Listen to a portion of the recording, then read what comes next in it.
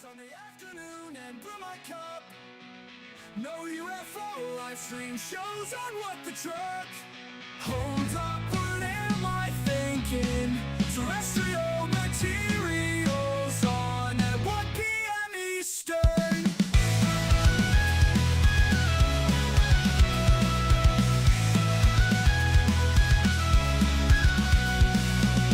Terrestrial material, give me a recap.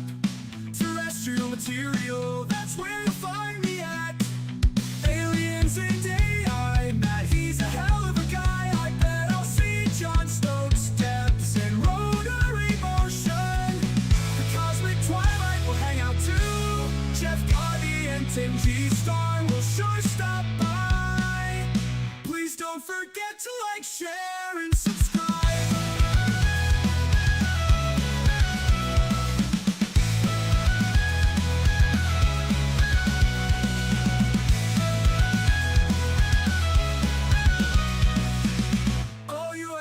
Live stream shows on What the Truck. Hold up, what am I thinking? Terrestrial materials on at 1 p.m. Eastern. Terrestrial material, give me a recap. Terrestrial material, that's where you'll find me at. Aliens and AI, Matt, he's a hell of a guy. I bet I'll see John Stokes, depths and rotary motion. Cosmic twilight will hang out too. Jeff Garvey and Tim G. Star will sure stop by. Please don't forget to like, share, and subscribe. Go! Please don't forget to like, share, and subscribe. Please don't forget to like, share, and me a recap. Terrestrial material, that's where you'll find me at. Aliens and AI, Matt, he's a hell of a guy. I bet I'll see John Stokes, depths and rotary motion. The cosmic twilight will hang out too. Jeff Garvey and Tim G. Star will sure stop by. Please don't forget to like, share, and subscribe. Yeah, definitely don't do that. Don't forget. What's going on here? Let's switch over to the main here. How's everybody doing? Can everybody see me? Can everybody hear me? Of course. Give me 1 second on this thing. All right, kill the music, Alex, will you? Kill the music. All right, hold on. Let me move this mic and not blow your guys' ears out here. I've had to change a lot of this desk around. Okay. Okay, maybe that's all right. Welcome back to Terrestrial Material, where we talk about the material us terrestrials are interested in. What a wild week for not only ufology, but for me. I had to move all these desks around. I'm standing right now. Okay, I'm standing. So I don't know. I probably can't stand the whole show, but it's definitely going to be better for the posture. It feels a little bit better to stand up and kind of go over this stuff for you guys. So yeah, it's been interesting enough. Let me take one little look here. How's everybody doing? Jeff Garvey, good to see you. Rotary always here. John Stokes always here. Nick always here. the diehards. Puck Elf, good to see you as well. Yeah. Oh, okay. Everybody's in here. All right. We're loading up. So we got a few things we want to talk about today. Obviously, happy Sunday. We have a new AARO director. Okay. That's the first thing that we're going to kind of go over. That is the thumbnail. Now, I got to be honest, like, I made the thumbnail. I think I posted the show on Wednesday, maybe Thursday. And I figured we were going to get like a big deep delve into this new director. I thought there'd be like a lot of information on him. But as far as, things they usually go, you got somebody new here. We didn't get as deep into it as we wanted to. I got a really good bio that we're going to go over that Greenwald posted. So we'll get that stuff like that. But I just figured we'd get more like juicy behind the scenes details. I couldn't find anything that I felt was really anything different than what everybody was reporting. So we'll look at that. The reason why I bring that up is because honestly, the bulk of the episode, we're going to be going over a it's not a deep dive, but we want to look at the Wilson Davis notes, because obviously that's big in the news. Eric Davis came out and was talking on Facebook, made a post where he's essentially confirming that those are his notes. So we'll take a little bit behind the scenes of where the notes came from, how they kind of came around. We'll look at his take on it, and then we look at maybe some take why people think that the notes are fake. We got a little clip from John Greenwald from a couple years ago we'll go over, and then we got a clip from Eric Davis, denying the notes originally from about 4 years ago on Stephen Greenstreet's podcast. So that'll be cool. We'll go over that stuff, and then this whole, like, I'm sure you guys have seen it if you've been around anything UFO lately, Twitter or anything, the AAWSAP, AATIP, what happened, everybody behind the scenes that have been involved in these programs, Eric Davis, he's going to come into play in this a little bit later too. Obviously Elizondo, Jim Lukatsky, there's all this confusion. And a lot of this confusion for me stems from Elizondo is already 6 days later. Well, I guess it's later than that now, but I guess I'm talking about like when I first heard the denial of Elizondo, him saying that he didn't have anything to do with AAWSAP at all. That was like 6 days after the book came out where he talked about it. Ton of what he did with AAWSAP and everything. So there's a cool little montage that Stephen Greenstreet put together that was just too good for me not to use because it just shows every little moment. So we'll go through that, and I've got to break out to what I think the timeline is, how I've looked at it. So we'll take a look at that. This should be pretty interesting. And then we have a little bit of an update, like a small little look at Tim Burchett on, I believe it was News Nation. I got the clip around for it. I'm giving us an update on what some of the new hearing might consist of, stuff like that. And then what do we round it out with? I'm giving you guys a pre-breakdown of the show here before we get going. And then we got we got like an AI video of the week, maybe a couple of them, to be honest. So we'll take a little bit of a look at that. So let's get right into it. We'll start off with the thumbnail, even though, God, I wish I could have changed it because like the majority of the show is not actually going to be about this, but we'll get here anyway. So here he is. All right, here he is. Let me zoom in a little bit. I want to be able to read this along on this monitor. I tried to change my monitor too. My monitor's over here now, so I'm not looking left anymore. I'm looking right, and that's going to hopefully kind of counterbalance the curve in my neck. It's a long story. AARO just announced their new director. Meet Dr. John T. Kozlowski. All right, John T. Kozlowski. Now, I had a doctor as a kid that was Dr. Kozlowski. Obviously not this guy, okay? This is when I was a kid. The guy actually gave birth to me, which is, our birth dates are pretty close too. Wow, I'm giving a lot of information out there. You would never find it. He hasn't been a doctor in a really long time. But it says AARO just announced their new director. Meet Dr. John T. Kozlowski, official DOD bio. So shout out to John Greenwald for putting this together because he does a really good little breakdown of this here. And goes follow along Greenwald if you guys aren't. So Dr. John T. Kozlowski serves as the director of the All Domain Anomaly Resolution Office, AARO. Prior to that, Dr. Kozlowski held technical and leadership positions within the Research Directorate of the National Security Agency, NSA. Ooh, spooky. In that capacity, he led advanced mission-oriented research in the fields of networking and computing and served as a subject matter expert in the area of free space optics, advising various DoD agencies in addition to his optics research and crypto mathematics. Dr. Kozlowski invented an advanced language agnostic search engine and served at the DoD Special Communications Enterprise Office. Okay, interesting. Dr. Kozlowski received a bachelor's degree in mathematics and physics from California State University, San Bernardino, and a PhD in electrical engineering from Johns Hopkins University. So like I like to say, not exactly a lightweight. The focus of his doctoral research was the invention of novel devices that leverage principles from quantum optics to receive very weak phase-encoded signals. After completing the theoretical analysis of 2 new optical receiver designs, Dr. Kozlowski worked with scientists from the National Institute of Standards and Technology to demonstrate the abilities of his designs to achieve record sensitivities. Whatever the hell all that means, guys. Okay? Dr. Kozlowski is also a graduate from NSA's cryptanalysis development program. He's a crypto guy, crypto bro. I'm just kidding. But this is him. Okay? This is the new guy here. I don't know. Like that's what we know about him. And I guess we'll just have to kind of wait and see what happens. I mean, I know that Kirkpatrick is obviously still like a light consultant for AARO. So we'll see if they have any interactions or what kind of comes out with that along the way. Who knows?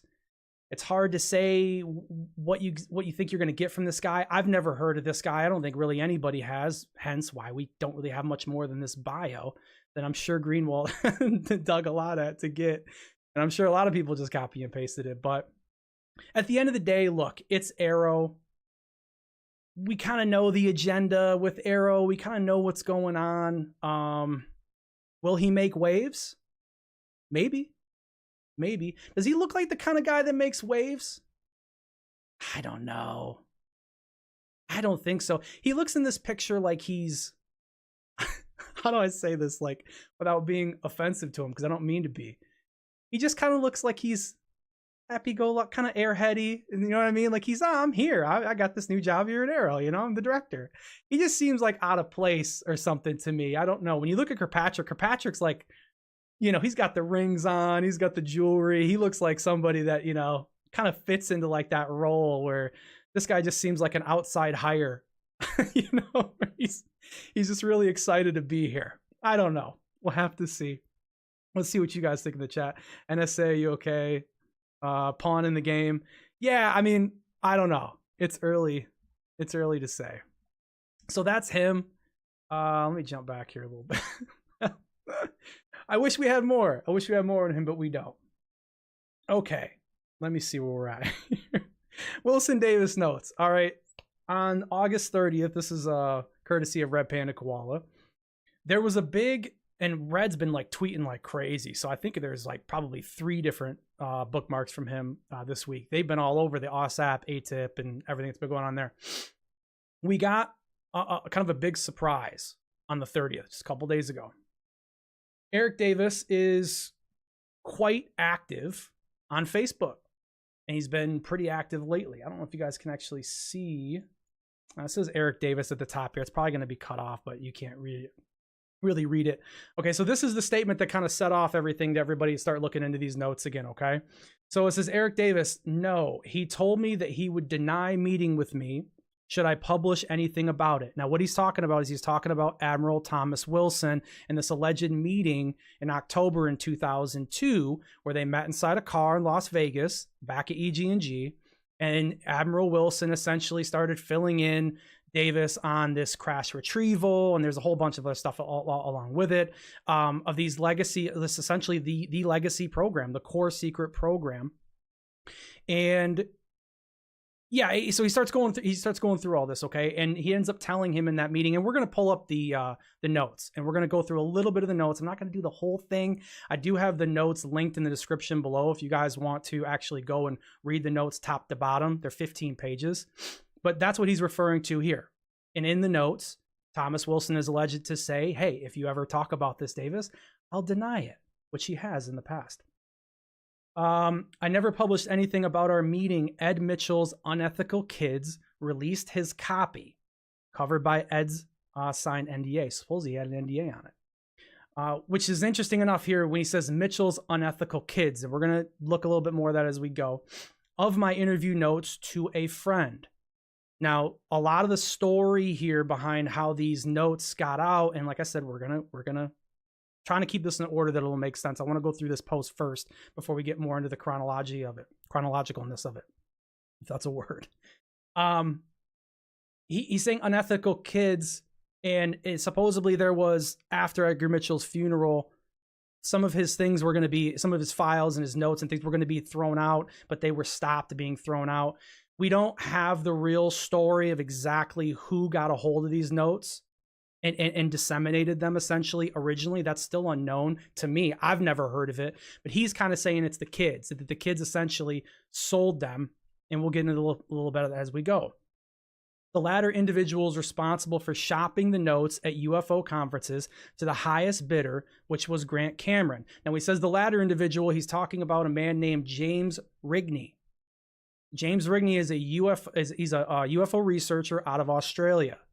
And he would kind of come back and forth between Australia and the US, and he would, come to these conferences, and, the guy was obviously interested in it. He was interested in researching it. James Rigney tells the story that, and let me make sure my date is correct. Okay. In 2018, he met with Grant Cameron as Grant Cameron was leaving his hotel, just kind of walking out the door. And he offers to show Grant Cameron these notes. Okay. Grant Cameron looks at the notes and is like, I can't believe that these notes are here. How did you get these? He ends up giving the guy the time of the day, and he gets a hold of them. Now, this says unethical Grant Cameron consulted a lawyer and decided to publicize the interview notes on his YouTube channel and podcast. After this is when Wilson denied meeting me when contacted by multiple ufologists and UFO media personalities and mainstream news reporters. Okay. So when you guys read this, when you're looking at this, a lot of people right now are saying, boom, there it is. The notes are real. Davis finally confirmed it. Because the only other time that we've heard him talk about this was on Stephen Greenstreet's. Stephen Greenstreet's basement office. Okay, this is a clip from 4 years ago. Now, this clip actually comes from a deleted section of this episode. However, I got a hold of it on Reddit. Reddit got our back here. So we'll watch, this is about a 2-minute clip. I'll try to pause as little as I possibly can, but we'll go in through it, and we'll kind of get Eric Davis 4 years ago. This was his position on commenting on these notes at all. Before, because we're pressed for time, tell me about the Admiral Wilson transcript. I can't discuss that. You can't discuss. I'm not at liberty to discuss it. Now, really listen why. Listen why he says this. This is important. Because you're all over the... Oh, I know. All over it. I love the way he responds. They were leaked out of Ed Mitchell's estate. There's nothing I can say about it. I mean, can you speak to the veracity?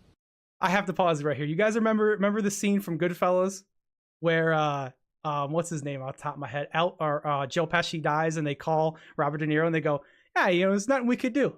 He's dead. And we couldn't do nothing, and it's done. That's how he responds here. I'll rewind it so you guys can get that response with that. They were leaked out of Ed Mitchell's estate. There's nothing I can say about it. Nothing we can do. I mean, can you speak to the veracity of them? No, I can't address that at all. I won't answer any questions on the Admiral Wilson notes. You don't want to speak to at least whether these are... they're purportedly classified information. I'm not at liberty to confirm or verify any aspect of those notes. All right. He can't confirm because of potential classified information. Okay. That's interesting.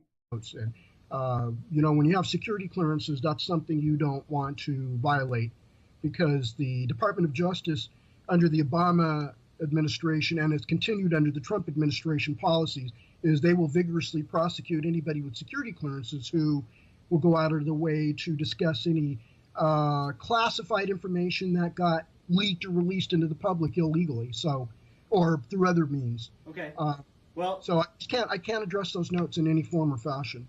So Canadian Grant Cameron uploaded 15 pages of documents, allegedly notes taken by Dr. Eric Davis. Okay, that's kind of.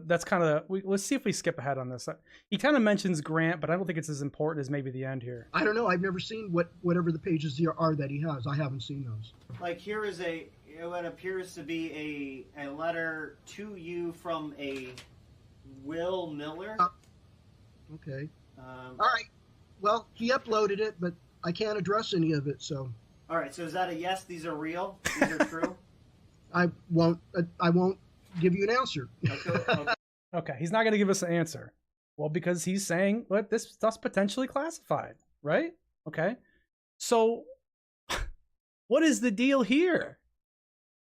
What is the story now?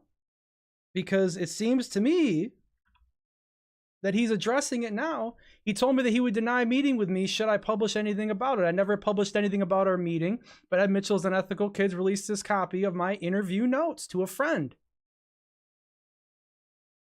So are we supposed to believe this is unclassified, or what's the deal? This post, I believe, came from August 13th. Okay. And the potential significance of that date is, when did Elizondo's book come out?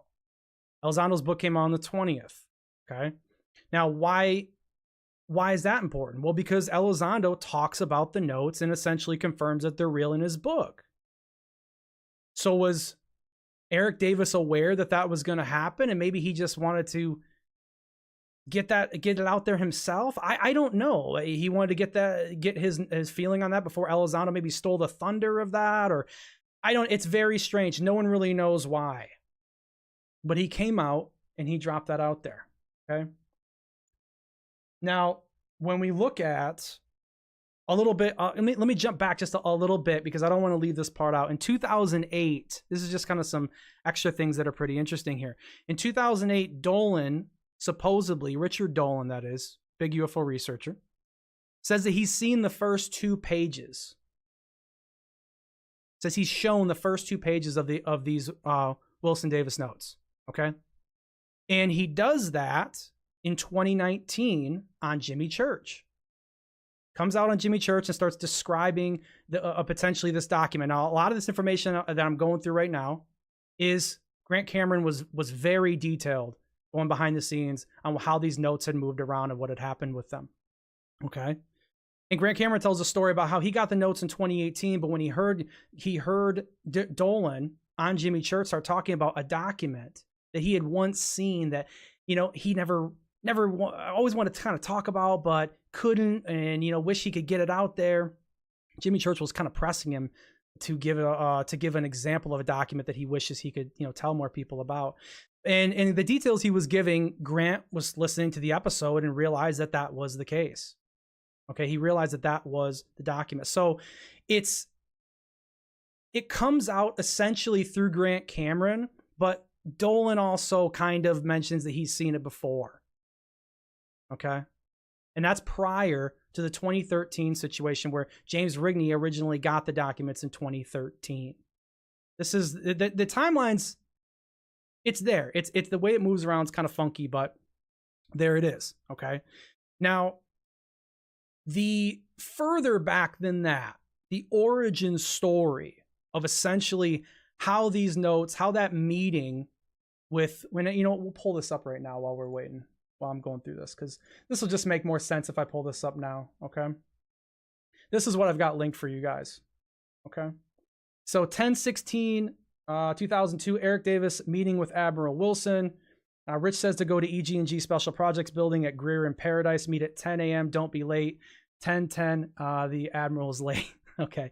But the reason why this meeting happened was because Mitchell, Will Miller, and Stephen Greer met in 1997 in the Pentagon. Okay. And in that, and from my understanding, in the meeting, Greer gave this 3-page NRO memo, okay, to Admiral Wilson. And that memo, and we'll take a look at a clip here in a second. Greenwald's going to make a couple comments about this memo. It's pretty interesting. This memo has a list of code words, okay?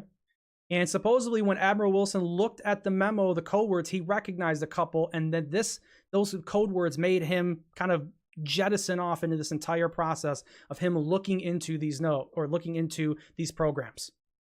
Okay. So that's how this essentially gets started.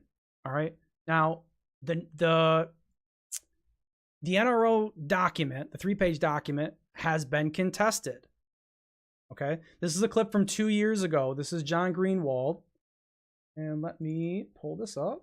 Because okay, this was contested, the veracity of the document. And Greenwald is kind of making the point of like, look, if the entire origin story of this meeting is built on this document that's fake, well, then this whole thing is probably fake. So this is about a minute and 44 seconds. We'll do our best with it as we go. Because what you're about to see is a breakdown of the document that, in my opinion, and Greenwald does such a damn good job. I'm not saying what he's saying here is 100% correct. I'm not really taking sides. To be honest with you, spoiler alert, I don't know what's up with these documents, but he gives a really, really good counter argument to these being real. And I want to give you guys both sides of this. That's the whole point. proves that the entire thing is a fabricated hoax.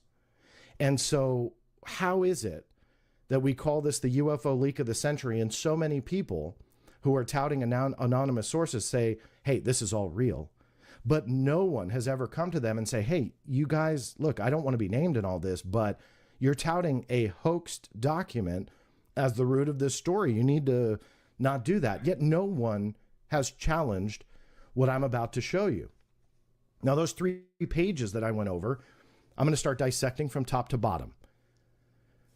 This is cool. Up here is obviously a note by Stephen Greer, SG. Okay, so we just omit that. It's not part of the original document. He put it in his book or whatever. You can see this top line from the NRO, or National Reconnaissance Office / Central Security Service. What is this? This is a Department of the Air Force SEAL. Now, Now, this is what he's going to talk about. So this is the first, and look, we're not playing the whole episode. I have the entire episode from this linked in the description. John does an incredible breakdown, man. He gives more than just this reason, but this was like the reason that I could remember off the top of my head of why people thought this entire story was illegitimate. And it's just really, really good. It's not I don't think it's the best one. I think when you get into it's like a classification section of this document that kind of proves that this is probably not legit. That one's just as compelling, but this is really, really compelling here. Documents, when they are from, in a memo form, when they're from an agency, what do you think is at the top? Another agency's letterhead or their own letterhead? Might be a problem. Well, spoiler alert, it would be their own letterhead or their own seal or both. Yet here we have something from the National Reconnaissance Office and a Department of the Air Force SEAL. I have never seen a memorandum, and I'll show you some real ones, from the NRO in any era, doesn't even matter, in any time, an NRO memo that has a U.S. Air Force SEAL. Okay, so there you go. So the seal doesn't match. The areas don't match. He also mentions that the Central Secret Service doesn't even have any part of the NRO. I guess I'll just throw that extra one in there for you. That's a little bonus example of why he thinks that these documents aren't legitimate. And if these documents are the basis of the entire thing, then you could probably throw it out. Interestingly enough. So I did want to read a little bit about this. I want to go through kind of a couple of the highlights just in case anybody here, maybe you guys have went through this, maybe you have read it all. And by the way, Red, good to see you, dude. Unfortunately, Panda, I run off OBS and I actually don't have it set up right now to have a guest on, dude. It would take me some time to kind of stop everything and I had to readjust. We'll get you on, brother. We'll set it up. We'll set it up. So I'm not ignoring you. I hear you. It's just you guys use the StreamYard thing and I haven't migrated over to that just yet. But thank you for coming, bro. Thank you for coming. Anything you want to put in the chat, any links you want to throw in there, dude. Anything you feel like you can help with and add, by all means, bro. Help out. Yeah, it's just it's the nature of the beast right now. It's nature of the beast. So I want to read a little bit of this for you guys, just in case anybody knows some of the highlights. So as we talked about before, October 16, 2002, Eric Davis meeting with Admiral Wilson, EG&G Special Projects Building at Greer in Paradise, meet 10 a.m. Don't be late. 10:10. Okay, we're a little tardy there. And they talk, Eric Davis and Thomas Wilson, for a little over an hour.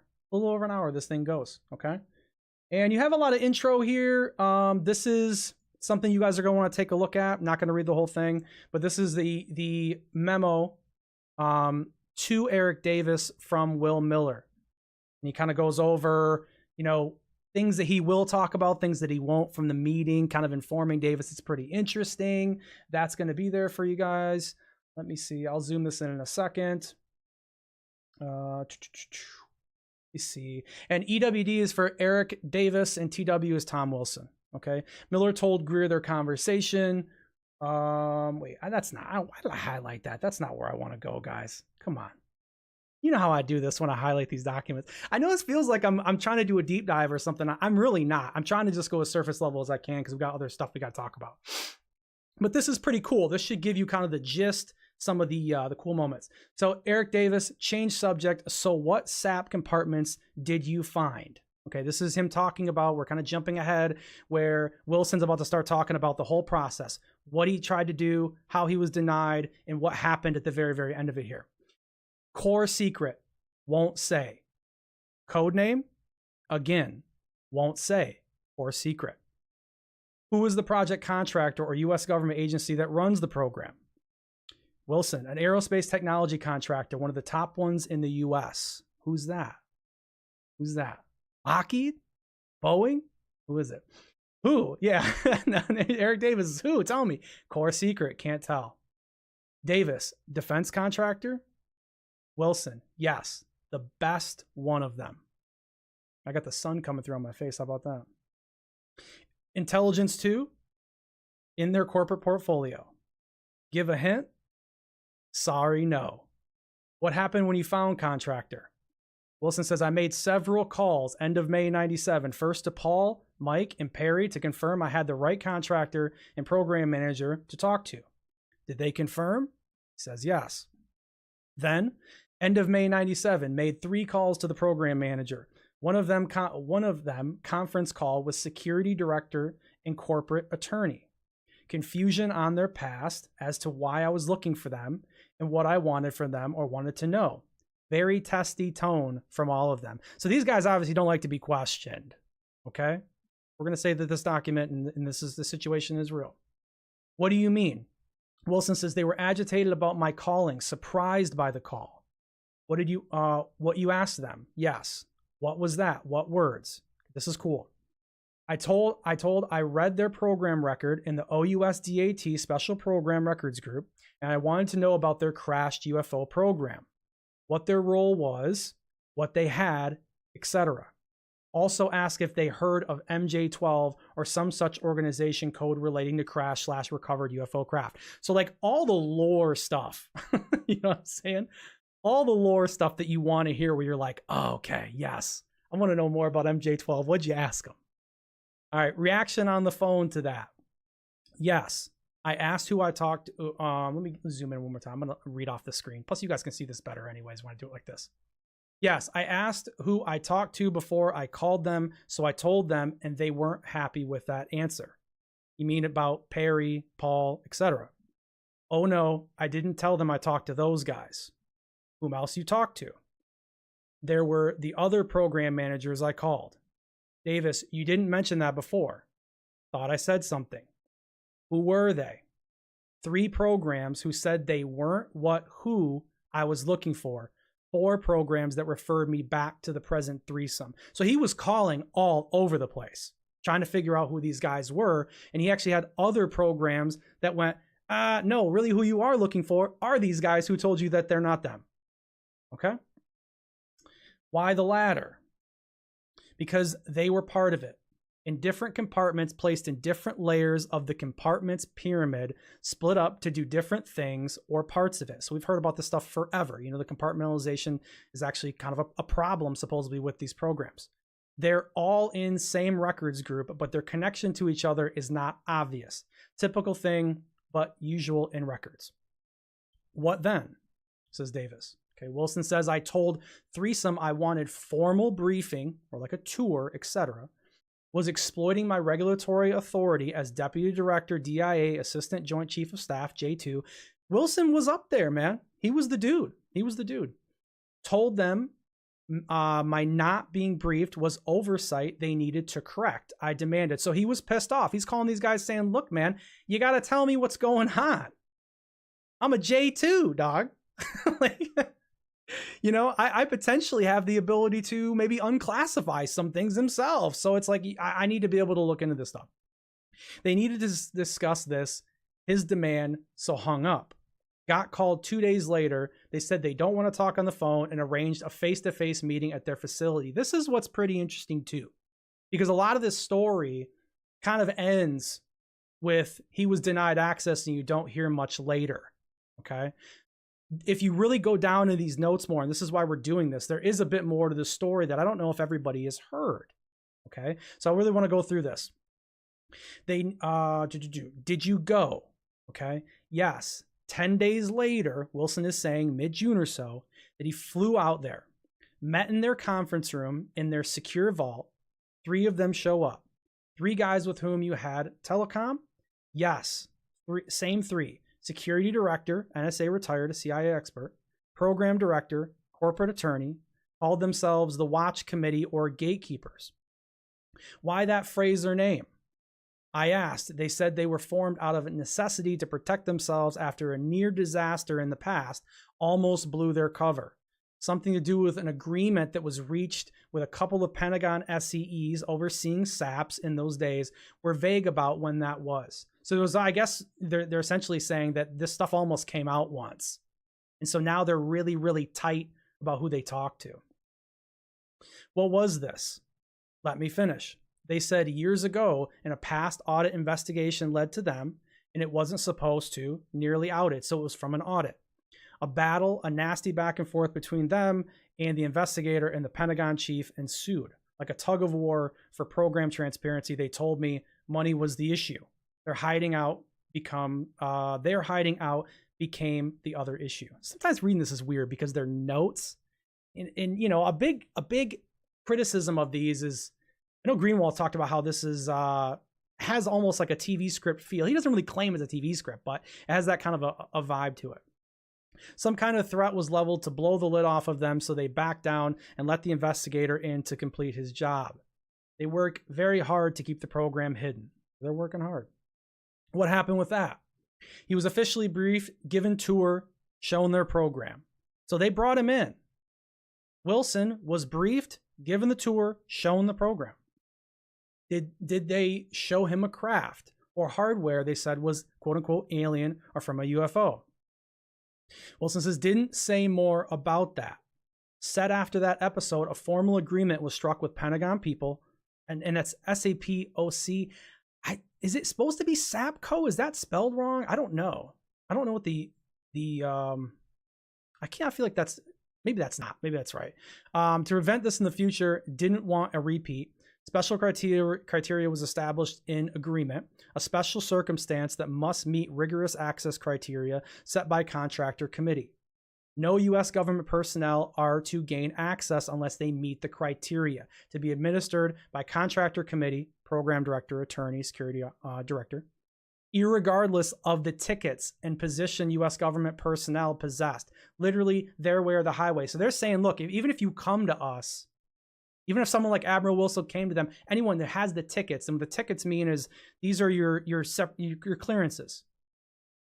Okay, these are all your clearances. If you read Elizondo's book, when Elizondo talks about meeting Christopher Mellon for the first time and starts talking about, possibly briefing him and reading him into what was going on at AATIP, he says you got to have the right tickets.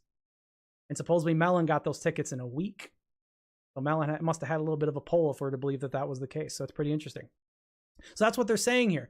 They're saying even if you got the creds, dude, you don't have the need to know, you're out of here. What criteria? I asked for that and they refused to give answer. I was mad. Implication is now to me, they operate without official oversight or any justification. We've heard about programs being out of the oversight. Politically dangerous or particularly dangerous place to be. Threesome concerned with Wilson, with who Wilson had talked to at Pentagon. I'll be able to read at some point, guys. or elsewhere by phone, fax, email, wanted accounting of conversations, concerned about new exposure. Purpose of meeting was to tell me this. Okay, pretty interesting. All right. So these guys are paranoid. They're paranoid as shit. They weren't going to let me in the door. Why? They said my tickets were all confirmed and valid, but I was not on the bigot list. My tickets alone were not enough. I didn't meet the special criteria. So need to know authorization was not being granted. Went back and forth with them over these points, primarily with security director and attorney. So he's arguing with them. They argued more. They wouldn't accept my arguments that they fell under my statutory oversight and regulatory authority as Deputy Director DIA under purview from my right to have a need to know, oversight, audit, justification issues, etc. Where's the spot at that I wanted to jump to here? Okay. And it kind of goes into saying, hey, you know, even the White House, no White House names, no president, no congressional people, no staffers, nobody's let in. No, but handful of names were Pentagon individuals I recognized, few from OUSDAT, one from another department, another at the NSC, who was a Pentagon SES employee. Program manager said there were not any weapons program, not any intelligence program, not any special ops or logistics program, doesn't fit these categories. I asked what they were then. If you're not these things, what are you? Loud groan from loud groan from program manager, security director, and attorney says, it's okay to say it. Say what? Now this is really interesting. They were a reverse engineering program. This is kind of the big payoff, guys. This is why we read this. We had to get up here. Something recovered years ago in the past. Technological hardware was recovered. So I thought they meant recovered Soviet, Chinese, etc. hardware and reverse engineering it, like a missile or intel platform or aircraft. Actually came to meeting expecting to find a sensitive foreign collection in reverse engineering operation. Thought UFOs uses a cover for that. So he's saying when I got here, I kind of figured it was going to be something, terrestrial, to ignore the pun. Okay. Thought it was going to be something terrestrial. So I said that. And they said they weren't that either. They had a program manager talking a craft, an intact craft they believe could fly. Space, air, water, dimensions. Was it from overseas or not? Said no. So Wilson said it loud and proud. No. Could not be, not possible. Why, I asked. Where did it come from? Program manager said they didn't know where it was from. They had some ideas on this. It was technology that was, quote unquote, or in italics here, not from this earth, not made by man, not by human hands. All right? Man, if that's not Davis. So we're trying to understand and exploit technology. Their program was going on for years and years with very slow progress. A lot of people think this. A lot of people feel, I personally feel that we've probably, I think the Tic Tac is ours, so I think that they've gotten a lot of progress. Now, granted, this is in 2002. We're talking another 22 years. Who knows in the last 20-some years what they were able to come up with. This is where my gut feeling is that we've been able to progress this, but a lot of people feel that we've never figured out. Grant Cameron feels we've never figured it out, and we're stuck. Agonizingly slow with little or no success, painful lack of collaboration to get help from outside community of experts and facilities. To assist effort must remain isolated and use own facilities and cleared personnel. Tough environment to work. About 400 to 800 bigot list count workers, varying in number with funding or personal changes. Miller questions asked Roswell, craft bodies, autopsy, Holloman Air Force, MJ-12. Okay, so this is kind of where we're at. What was the outcome? The meeting broke up and I returned to Washington, okay? So that's the gist of it. That's all I wanted to read. I know it was a lot, okay? It was actually more than I remember. But the whole, like I said, can't stress it enough. The link is there in the description. Go take a look at it. Break it down more if you want. But that's where we're at. So you have some people that argue that the origin of this story is incorrect. That the documents, the NRO documents got us here for nothing. Now you have Eric Davis coming out and saying officially that they were his notes. That's what he's claiming. Which, like, just a little bit of recap, which is very strange to me because 4 years ago he said he couldn't. that he couldn't talk about it. Possible classified information. We'll have to see where it ends up leading. I don't know. For a lot of people, Eric saying that is going to confirm them. It's going to make them real. This is like the typical ufology stuff that always happens, right? Every time you want to get to the real answer, you're always going to have one side saying one thing that's really good and kind of makes it not real. And then the other side comes out and takes advantage and says, hey, no, this is real. This is why. And it's so hard to kind of parcel this out. I don't know. Who wouldn't want this to be real? Who wouldn't want this to be real? Everybody does. Everybody in the UFOs wants this to be real. I don't know. How do you guys feel about it? Red says, I'm really wondering why Davis decided to do this when he did. Yeah, I that's what I said. It's like because the post, like I mentioned earlier, was from the 13th. So I'm wondering maybe he wanted to get out ahead of Elizondo and knew what was coming in the book. Cannot guarantee you won't still ask noob questions, though. Seems like half of the problems on this whole topic is wondering why anybody does this whenever they do it. Yeah. Hammers, don't get hung up on, okay, one podcaster, blah, blah. Kind of seeing what you guys are saying. I think these agencies are too compartmentalized. They probably are, man. Yeah, they probably are. But it's interesting. Let me check my notes, guys. I want to see if there was anything else I wanted to kind of add about this.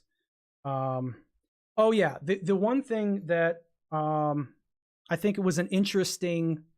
Another counterpoint, I guess, that's pretty interesting is, so Eric Davis worked for NIDS in 2001, okay, while he was let go essentially from NIDS over, I guess, funding issue. NIDS was Bigelow Aerospace's gig. Okay, that was his situation. Okay, I'm not gonna go into NIDS.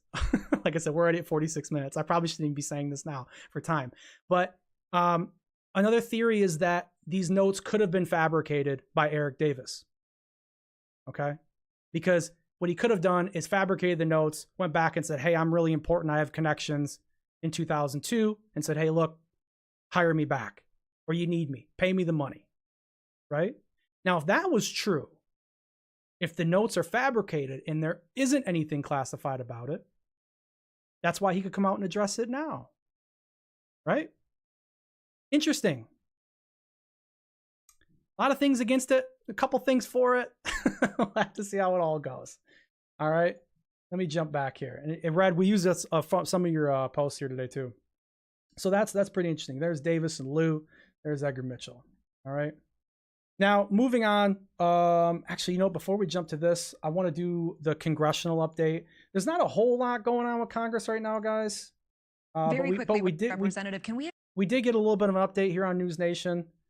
About what we can kind of expect from these new hearings. We'll take a look at this clip real quick. This is Tim Burchett. Dadgummit, Burchett, tell us what's going on. Very quickly, Representative, can we expect any new congressional hearings with new whistleblowers on the horizon? Yes, ma'am. We'll be announcing something. I will not be chairing it, but they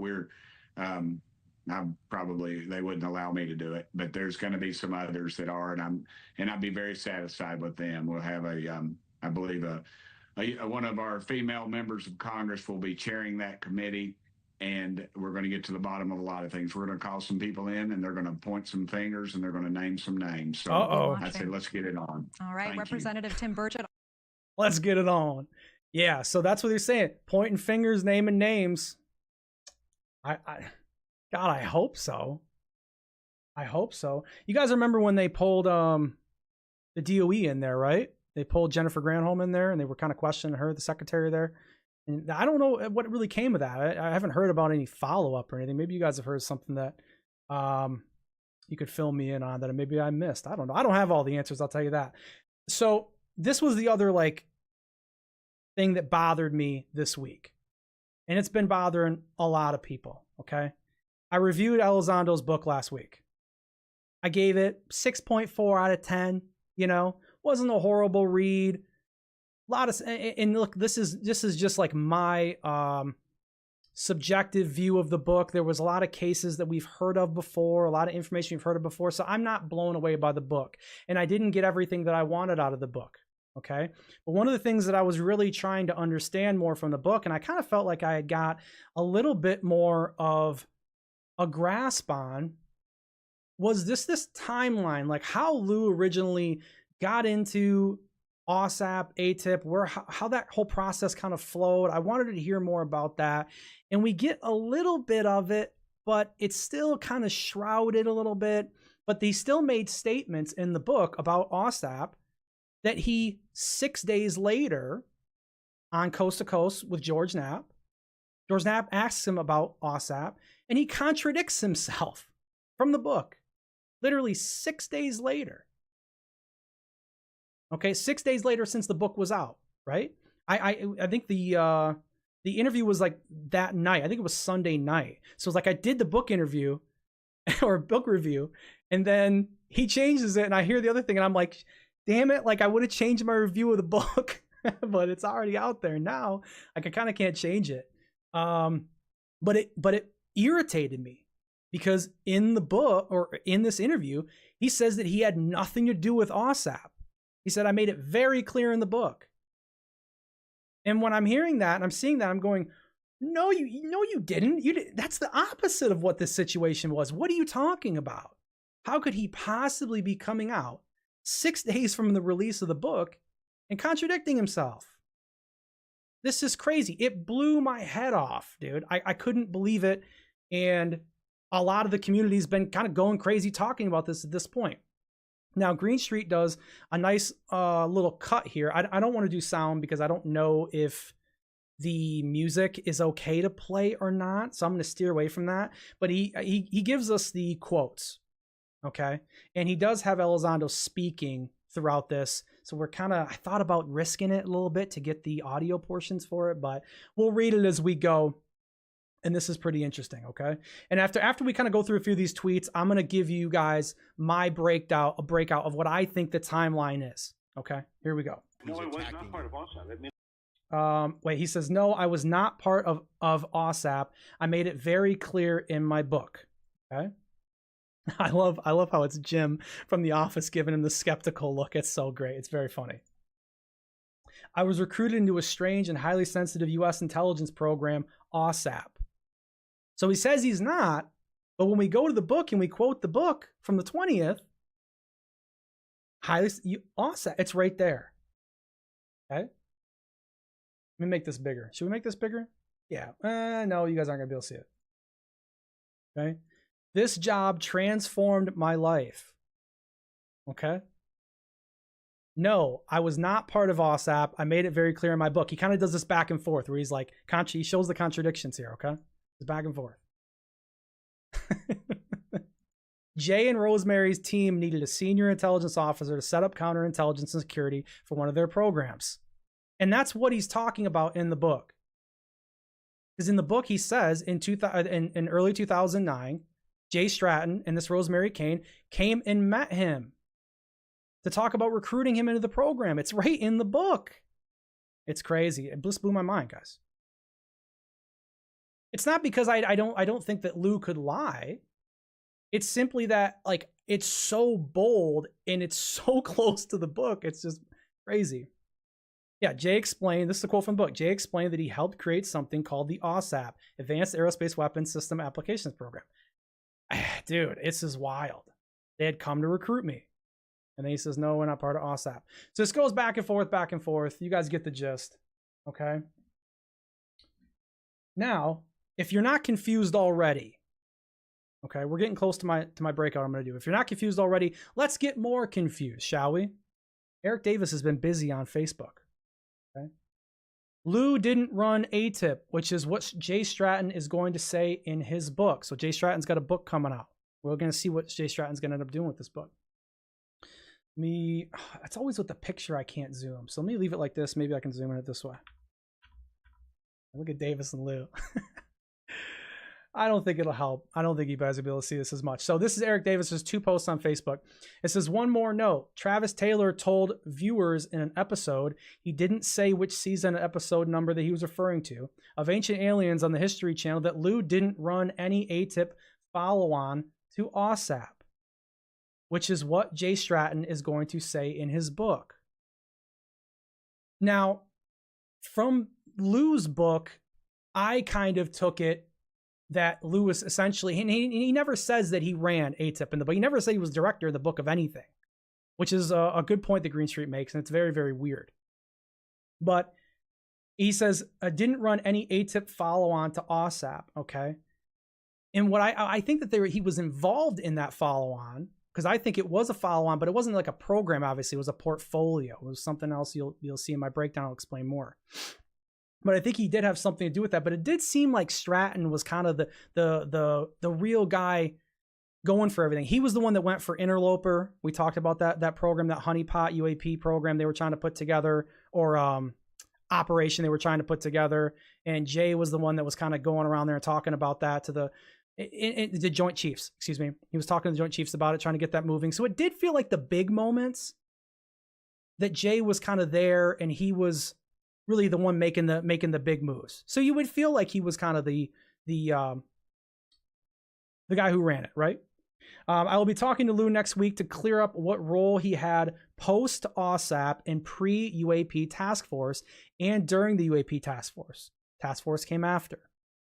Lukatsky was the DIA program manager for the AAWSAP, whose nickname was AATIP. Lou confirmed to me he was not involved. Lou apparently had his own AATIP, but has to clarify to me next week what the program was doing and how he came to call it AATIP. All right. He says, and no, my Facebook profile, timeline, and feed have not been hacked. Because there's been so much of this coming out here.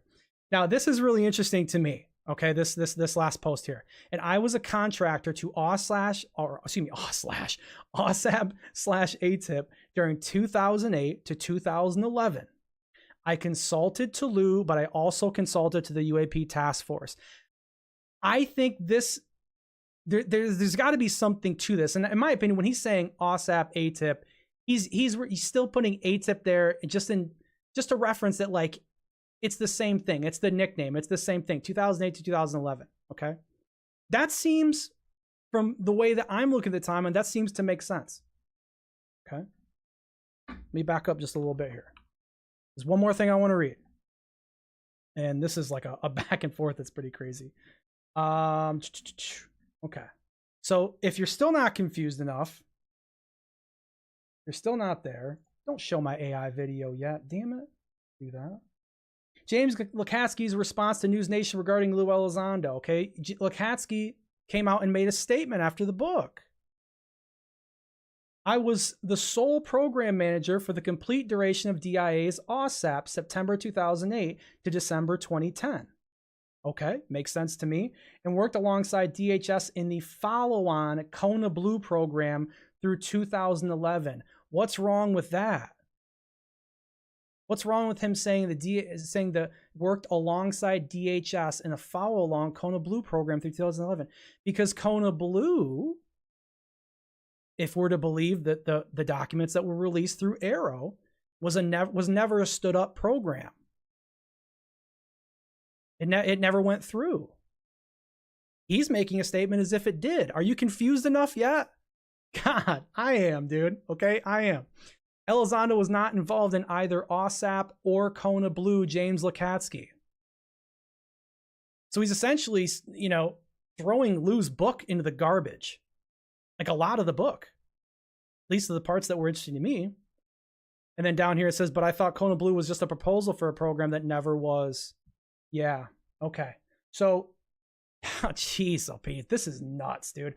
I don't understand why we can't get all of these guys together and really get the full timeline. Get them all on a podcast. Get Davis, get Jay, get Jim, get Lou, get everybody involved. Get John Roberts, if we can get John Roberts too. That'd be great. Get Putoff.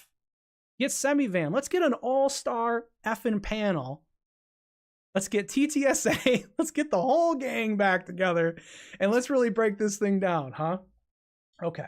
So here's what I've been alluding to. If this will open up. Okay. Oh, I opened up like 16 of them. That doesn't help me. Now I'm moving my graphic around. What are we doing here? Okay, fix that. Fix that. Move this over. Technical difficulties, ladies and gentlemen. Live show situation. Okay. This is my breakout. All right. Now, this could be totally freaking wrong, dude. I could be wrong. I don't think anybody knows the real answer, but I'm going to give you the reasons of why I think that this is probably the best for me, this is my best understanding, what I can come up with. Okay. Because Lakatsky seems like he's not telling the truth. Lou seems like he's not telling the truth. Eric Davis is got a little bit somewhere in the middle there, right? This is what I'm trying to come up with. Okay. And we haven't heard enough from Stratton. Stratton's book is probably really going to, I hope, give us a lot more understanding. So we look at AAWSAP, right? $22 million went to the program, 2008 to 2010. I believe Jim Lakatsky ran the program. I'm down with that. That makes sense. That's fine. Okay. Then you look at this progression into Kona Blue. Okay. Now you see this 2-year gap right here, 2010 to 2012. Okay. Lakatsky talks about how after 2010, the program, they were running on fumes. Okay. AAWSAP didn't officially close until 2012. Now, the interesting thing about that date was from 2010 to 2012, it was running on fumes. They were trying to find a way to make more money. Okay. The interesting thing about 2012 is that in Elizondo's book, he references this situation and says in 2012, as we know it to be true, Kona Blue, that proposal didn't go through. The money didn't come through for AAWSAP to continue through this peace app that they were trying to create. Okay. How do we know that? Well, let's go ahead and pull up Kona Blue. Okay, let's pull up this document right here. Where am I getting this from? Right here. Total funding in millions. Fiscal year 12 million. Okay, let me zoom in on this so you guys can see what I'm going over here. So here you go. Fiscal year 12, $12 million. Fiscal year 13, $25 million. These were the estimates of the money that they wanted. Fiscal year 14, 30 to 50 million. You can only imagine as the years would go out. Okay. So when we look at 2012, Elizondo references in his book and says, hey, look, at the end of 2012, me and Jay, or that he had to pick up the pieces, pick up what was left of Jim's program, and he moved it into his portfolio in the National Special Programs. I think I remember what it's called, National Special Programs, where he overlooked SAPs. Okay, this is where he said that he essentially, in my opinion, and we'll go back to this because we can kind of move forward from this, where he sent, Director of National Programs. Okay, he misappropriated, in my opinion, the funds. He said, look, they didn't have money. It was his portfolio. Which, like I mentioned in my book review, the interesting thing is it was like Elizondo was like telling on himself a little bit in his book. He was explaining, and because everyone had always said, well, AAWSAP's the one that got the money. AATIP didn't get any money. He says that in the book, right? It's there. In my opinion, he confirms that it didn't get the money. Okay? So it makes sense to me. I don't have any issue unless somebody can show me where I'm wrong, which maybe you can. I don't know. This is just my take. That it makes sense that he probably did pick it up in 2012, starting his own portfolio with the misappropriated funds through the Director of National Programs, and he was there from 2012 to 2017. Now, you can argue whether it was Elizondo that ran the program or Stratton, and I was going to put Stratton's name there because it's kind of in between the two because we don't really know, essentially. Okay, that's how I feel that this has went. Okay, from everything that I've been able to understand, Lakatsky said the program was done in 2012. Elizondo says that in his book. We see the Director of National Programs. We see the misappropriated funds. We see Kona Blue. This is where it's at. This is the best thing I can come up with. So, which is not super far off of the kind of timeline that Elizondo shows in his book. It's not really that far off. It's just that you have like these leadership questions, right? We don't have the full story with that. I mean, I think Lakatsky even said that, what was it, 2016? When he officially kind of got out of the entire process of still trying to get money and continue AAWSAP. Dude, it's all over the place, man. It's all over the place. So that's, I don't know. It is a mess. It is a mess, man. If you've been paying attention to this, it is a mess. I'm hoping at some point you know, we'll get an answer. And I think it does matter. I know there's a lot of people that sit out there and they say, well, why does this matter to you, dude? I mean, at the end of the day, you know, it's some dates. They're all kind of in the same boat. And, you know, Elizondo would agree with you on that. Elizondo, during his interview on George Knapp or on Coast to Coast, George Knapp asked him, you know, can you clarify? The lines seem blurry with this. And I'm like, they seem blurry? Shit, that's an understatement, man. They're really blurry. And he doesn't go into the detail. I should have grabbed the damn clip. My mistake for getting the clip. I just didn't think I'd bring this up. But he essentially says in the clip, he's like, kind of walks around the question and he goes, well, but you know what? These are great guys. And at the end of the day, we're all in it for the same reason. And it's like, come on. Come on. Don't give me an answer that sounds fishy like that. Come on. So that's where we're at. That's where we're at. Everyone's arguing about the dates. Everyone's arguing about the times. That's a quick little overview. Just want to give you guys my thoughts, where I'm at with it. I'm frustrated with it, man. I want to know what's going on. But right here, Jay Stratton book currently in DOPSA review. So I don't know. Maybe we'll get the book in a couple of years. We'll figure that out. Maybe something will come out sooner. I hope that it does. A couple other things here, because I know we're right just above an hour here. Okay. We got, if you didn't know, Elizondo's book hit #1 on the New York Times bestsellers. And I'll tell you that Elizondo was very, very quick to post that instant #1 New York Times bestseller. I quite frankly, though, it wasn't instant. It was kind of a slow build there, but he liked to put the instant there. And then it says combined print and ebook for nonfiction. They got him in the nonfiction. How many people you agree this is nonfiction? Yeah, I mean, just the last thing I guess I'll say on this AAWSAP AATIP thing is it is important to know the real story. Because at the end of the day, if this topic really does ever get into the mainstream in the sense of where it's really making moves, don't underestimate the normies, man. The normies will dig into this once they believe that they're comfortable enough in believing what's going on, and this stuff will come up. It will come up. And if you build your house on sand, if you build this on an unsolid foundation, you're going to have a hell of a problem at that point. Because you'll lose the people again, just like that. Just as quick as you could get them, or as best as you could get them, you'll lose them. God, this sun is like blowing my face out, dude. How about that? Okay, so now that I've broke everyone's brains here, you know, everyone's heads are turned into knots. Why don't we have some fun here? We'll end the show on a little bit of fun. We'll show a couple of these AI clips. These are pretty cool. I want to get to the actual feed on this. Can I get to the feed? Oh, the feed's right here. Okay. It's on the side here. But this is the first one. All right. So it says, sad bald man becomes happy with wig and sunglasses. These are the AI videos of the week. I think we missed one last week for that. Look at that, man. Damn, that looks good. Dude, actors are cooked. Actors are cooked, man. They're not gonna need them, man. It's doing so good. Now, when you look at the hand here, watch the hand on the left side.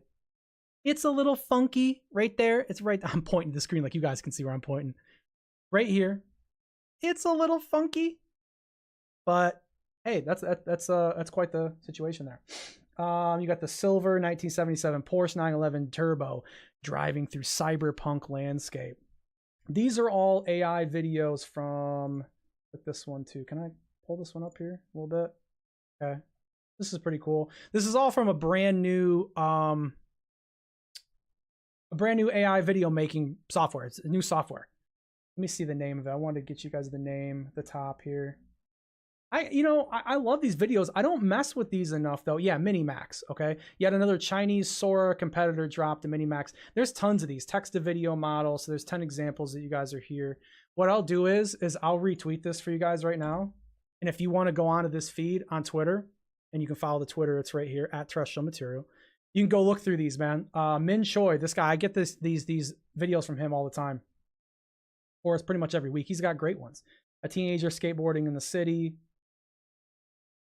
Like I said, it's just not there, but I'm telling you, a couple years. How long have we been looking at these videos, guys?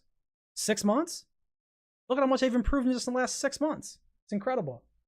And these aren't even the best ones, obviously, but it's cool to see that even though like we're getting a lot of these new versions of software out, and they're all good, they're all great, they're all like the ceiling is almost limitless for this situation. So, you know, we're not gonna be able to get UFO videos that we can believe.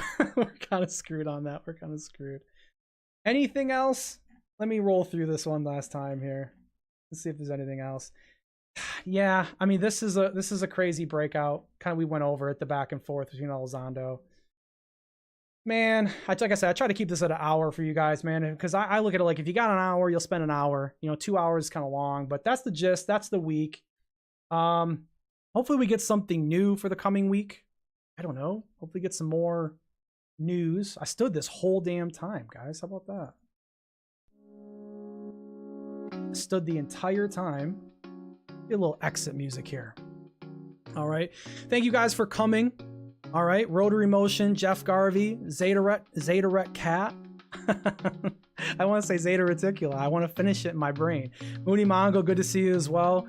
Geb, Puck Elf, obviously, thank you for coming. Red, if you're still here, dude, thanks for coming, bro. Sorry, I can't. I'd love to have you on here, dude. I mean, that'd be huge. It'd be awesome. I'll figure it out so I have it set up to where when you guys pop in again, you know, I'll be able to have it together. Dude, I just got my computer and everything moved over. So like, I just don't have it set. And you know, what's crazy is when I first opened up OBS the other day, yesterday, it had my settings on my microphone all different. So it's all screwed up. And I was sitting there for an hour trying to figure out what even went wrong with that. Rotary Motion, good to see you. John Stokes, obviously you guys, Steve Hammers. You guys keep coming every week, man. It's awesome. I hope you guys are really enjoyed today. Hope you learned a little bit of something, a little bit of a refresher. Don't forget the links are in the description. At 4 o'clock today, I will be on Alien Addict. We're going to be talking about Uri Geller, what's been going on with him. He had a recent little interview that's pretty interesting. And I think we're going to talk about the Eric Davis notes a little bit more too. So that's at 4 p.m. on Alien Addict. Come over, hang out. I'm going through the whole chat because I don't want to miss anybody. Cosmic Twilight, Nick, good to see you, dude. Thank you again for coming and being. Hopefully you'll be on AA tonight, man. I keep hoping. If you're free, bro, come on. Yeah, man. Let me see. Like, share, subscribe. Corbell's cat, dude. I love how you pop in right at the very end because you leave me at a big laugh moment. That shit is super funny to me. But yeah, please like, share, subscribe. All those things really do help, man, you know, and it helps the channel. Makes me want to, you know, continue on because we get the word out there as best we can, you know. You guys aren't good enough. I'm just kidding. No, you guys are, but you know how it is with the YouTube stuff. The more people that we can get in here, you guys will have a lot of fun, man. You guys will have even more fun. All right, that's it. I gotta end these at some point. Have a great Sunday. We'll see you next week or on Alien Addict and then next week. All right. Appreciate you guys. Have a good one.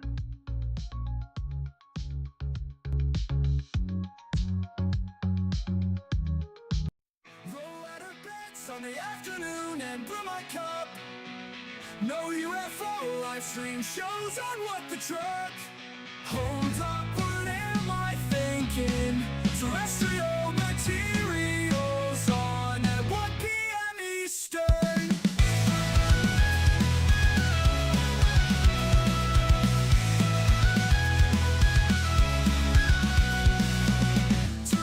Material, give me a recap. Terrestrial material, that's where you'll find me at. Aliens and AI, Matt, he's a hell of a guy. I bet I'll see John Stokes, steps and rotary motion. The Cosmic Twilight will hang out too. Jeff Garvey and Tim G. Star will sure stop by. Please don't forget to like, share, and subscribe.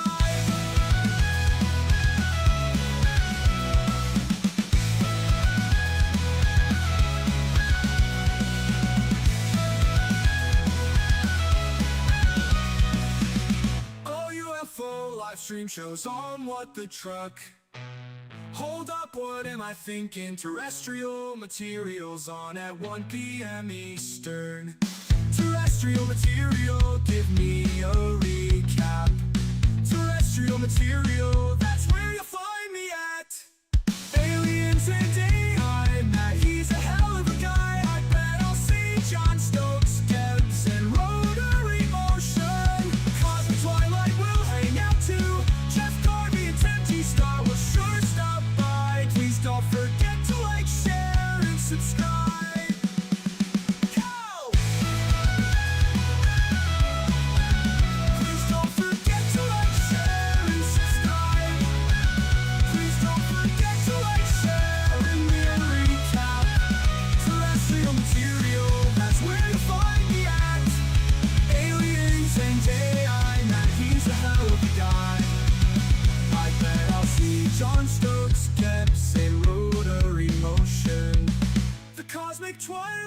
will hang out too. Jeff Guardian, Tim G Star will sure stop by. Please don't forget to like, share, and subscribe.